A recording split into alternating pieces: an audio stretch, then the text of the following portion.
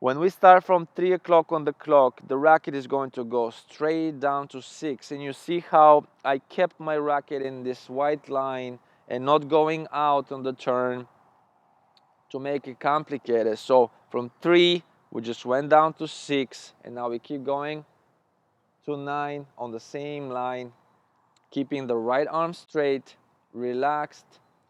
From 6 o'clock, just straight back to 9 o'clock. And you could see how my motion stays in this line, and it doesn't go out. From 9 o'clock, you could see now how I'm just bending my elbow all the way to 12 o'clock, and you could see how my elbow is further back there, is not here in front at this point. You want it to go further back because you're gonna really prepare that shoulder here and the body to later on be involved and create this acceleration. If it's in front, now you're not gonna be using your body, your shoulder to really put power on the tennis ball. So after you reach 12 o'clock, racket point straight up, elbow is down. Remember, makes a line. It's a very important shape that you need to achieve on your serve motion. From here, you could see how my elbow keeps letting the racket in the forearm, keep falling back. And after we come to here, from 12, we go all the way back down to 4 p.m. And now this is where part 2 completes. From here on, we are going to toss the tennis ball. You could see how my arm stays on the body.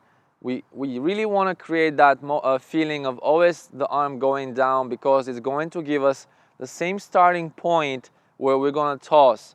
And since we're going to have the same starting point, it will be easier for us to develop a more consistent toss. While if we keep tossing from the air, we simply don't know where we're tossing when we're competing, when we're playing the points. Maybe one time is from here, maybe one time is a little bit from there. Of course, you can develop that feel, but again, it won't be the same thing like always going to the same part of the body and then just starting your motion from there. So after you go to the body and keeping the left arm completely straight, you really want to keep it completely straight, tossing that ball, letting the ball at the end here, keeping the arm straight. And you really want this left arm to pull back on that serve. Going back will really prepare all of this part here, all of this part, and you're going to involve later on. This part will give you so much feel about your tennis serve, so much pop. It will just change a lot of things for you. It's a very good tip that you should always remember, the left arm to pull back and completely be straight. After we complete part number 3, the toss, we're going to rotate the shoulders now, and you can see how my racket still stays on my back.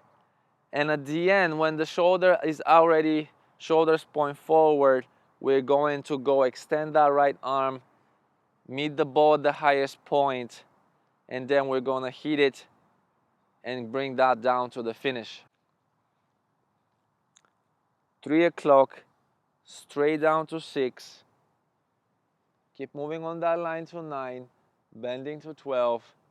Get the racket, keep letting going back from 12, keep letting that elbow bend all the way back to 4.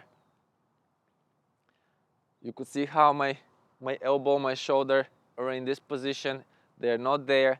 They're not too high up, just relaxed, a little bit lower under the shoulder. The racket touching the back at this point.